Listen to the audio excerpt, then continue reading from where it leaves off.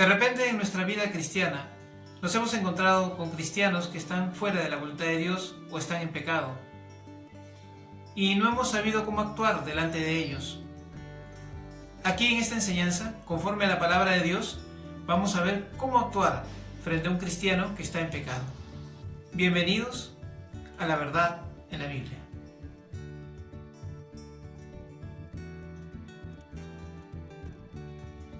Hay cosas básicas que todos los creyentes debemos hacer y saber, porque el Señor mismo nos dice que nosotros tenemos que actuar siempre en amor. Entonces, bajo ese contexto de amor, debe ser nuestra actitud ante todo, porque Dios mismo actúa con amor, tanto para el pecador como para el que está en santidad. Dios siempre es amor, y también Dios es justicia. Y todas las normas que da el Señor, o todas las reprensiones que da el Señor, las hace con amor. Entonces no debemos olvidarnos primeramente, como dice la Escritura, amarás a tu prójimo como a ti mismo. Y también dice la Escritura que todas nuestras cosas sean hechas con amor. También dice la Escritura que todo lo que hagamos, de palabra o de hecho, que la hagamos en el nombre del Señor Jesucristo. Y el Señor Jesús es amor. Primeramente tenemos que actuar con precaución y con prudencia cuando vemos a un cristiano o una cristiana que está en pecado. Veamos el consejo de la palabra. Hermanos, si alguno fuere sorprendido en alguna falta, vosotros que sois espirituales, restauradle con espíritu de mansedumbre, considerándote a ti mismo, no sea que tú también seas tentado. Aquí claramente vemos en su palabra que le habla a los creyentes y le dice, ustedes que son espirituales. Eso quiere decir que cuando yo me acerco a una persona creyente que está en pecado, debo estar guiado por el Espíritu Santo, debo andar en el Espíritu. Porque si estoy en la carne, definitivamente puedo ser tentado, porque la Escritura claramente está diciendo, ustedes que son espirituales, que le restauremos a esa persona con espíritu de mansedumbre. Pero dice que nos consideremos a nosotros mismos para que nosotros no vayamos a ser tentados. Pablo le dice a Timoteo, no participes en pecados ajenos, consérvate puro. Y eso es lo que debemos hacer nosotros, evaluar la situación, porque no todas las situaciones son iguales. No todos los creyentes están en el mismo pecado o la misma actitud frente a ese pecado.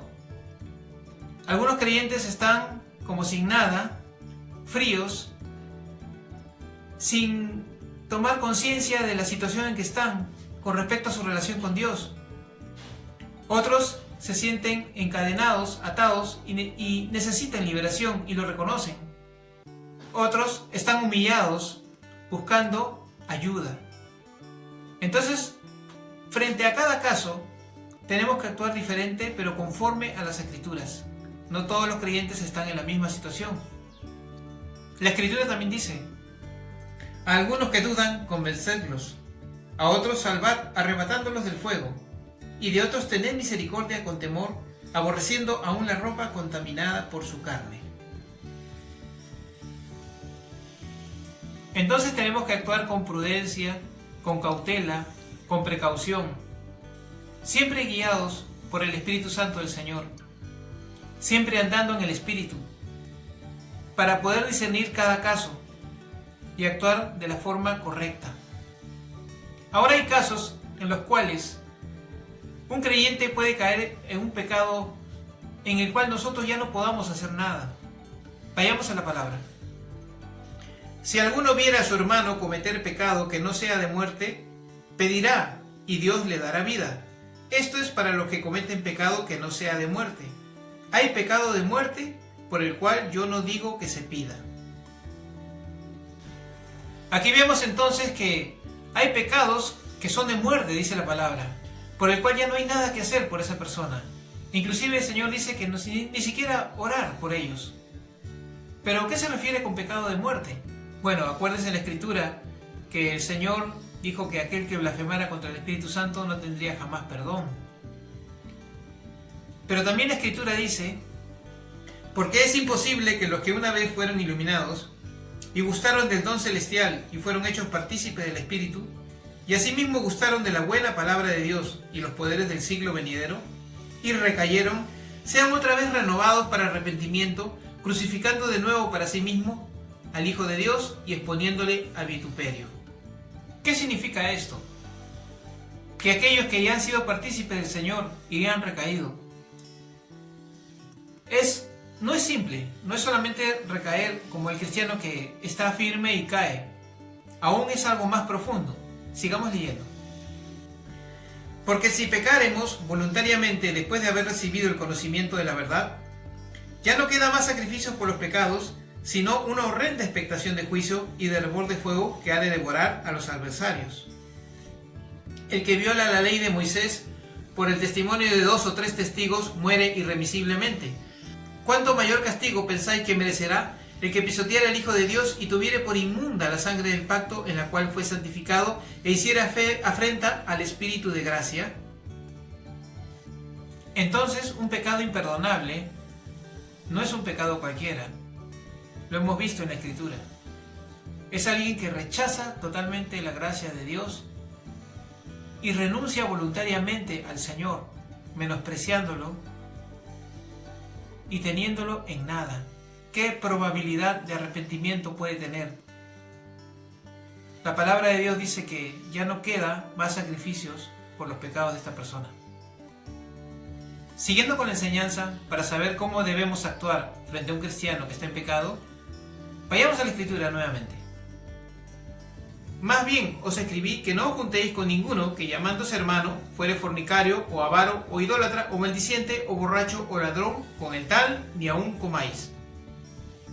Hay personas que dicen ser creyentes, pero que sus actitudes son tan malas que aquí el Espíritu Santo, por medio del apóstol Pablo, nos dice que si alguno dice ser creyente, pero está en estas actitudes, que no nos juntemos con esa persona. Pero hay personas que andan en desorden y en desobediencia también. La Escritura dice: pero os ordenamos, hermanos, en el nombre de nuestro Señor Jesucristo, que os apartéis de todo hermano que ande desordenadamente y no según la enseñanza que recibisteis de nosotros. Si alguno no obedece a lo que decimos por medio de esta carta, a ese señaladlo y no os juntéis con él, para que se avergüence, mas no lo tengáis por enemigo, sino amonestadle como hermano. Aquí nuevamente el Señor, por su palabra, nos dice que no nos juntemos con esas personas que andan desordenadamente y que están en desobediencia. Pero no es para menospreciarlos, sino para que ellos se avergüencen y para que ellos entiendan su condición y para que vuelvan al camino. Pero hay personas que persisten en pecar, que siguen pecando y no hacen caso. Para ellos es otro trato. A los que persisten en pecar, repréndelos delante de todos, para que los demás también teman. Entonces vemos que también hay creyentes que insisten en pecar, pero el trato para ellos es otro. Ya le encarga el Espíritu Santo a Timoteo, que era un líder en la iglesia, que los reprenda y los avergüence delante de todos, para que teman, para que los demás no sean contaminados y caigan en el mismo pecado. Pero hay creyentes también que cuando pecan no solamente se dañan a sí mismos, sino también dañan al cuerpo de Cristo. Y para ellos el Señor da esta palabra: al hombre que cause divisiones, después de una y otra amonestación, deséchalo, sabiendo que el tal se ha pervertido y peca y está condenado por su propio juicio. Aquí el daño siendo mayor, ya la ordenanza es que esa persona sea retirada de la iglesia. Por eso les dije que hay casos, no todos los casos son iguales. Las actitudes que debemos de tomar son diferentes en cada caso. Y hay que tener discernimiento, andar en el Espíritu para que el Señor nos guíe qué debemos hacer en cada uno de los casos. Ahora, ¿qué pasaría si el creyente que peca ha pecado contra ti y es a ti a quien te ha hecho daño? ¿Qué dice la palabra? Por tanto, si tu hermano peca contra ti, ve y repréndele estando tú y él solos. Si te oyere, has ganado a tu hermano. Mas si no te oyere, toma aún contigo a 1 o 2, para que en boca de 2 o 3 testigos conste toda palabra. Si no los oyere a ellos, dilo a la iglesia, y si no oyere a la iglesia, tenle por gentil y publicano. Aquella persona que va en contra tuya y peca contra ti, dice la Escritura que tú tienes que confrontarlo y hablar con él. Si él no se arrepiente, que llames, ¿no?, a 2 a 3 testigos, para que conste en ellos toda palabra, pero si no, que lo digas a la iglesia. Y si no hace caso a la iglesia, pues que lo tengas como una persona no convertida o un pecador. Como les dije al principio, tenemos que actuar en amor y siempre perdonar. Entonces se le acercó Pedro y le dijo: Señor, ¿cuántas veces perdonaré a mi hermano que peque contra mí? ¿Hasta 7? Jesús le dijo: no te digo hasta 7, sino aún hasta 70 veces 7. Vemos en su palabra que no todos los casos son iguales, que tenemos que tener una actitud conforme a la voluntad de Dios, conforme a su palabra, pero guiados por el Espíritu Santo, y siempre andar en amor, con precaución, con prudencia, y siempre perdonar. Espero que esta enseñanza te haya servido y te haya dado guía en este tema para saber qué hacer cuando un cristiano está en pecado. Dios te bendiga. Suscríbete a nuestro canal de YouTube y toca la campanita para que recibas notificaciones cuando colguemos un nuevo video y una nueva enseñanza. Si estás viendo esta enseñanza por nuestra página de Facebook, ponle like.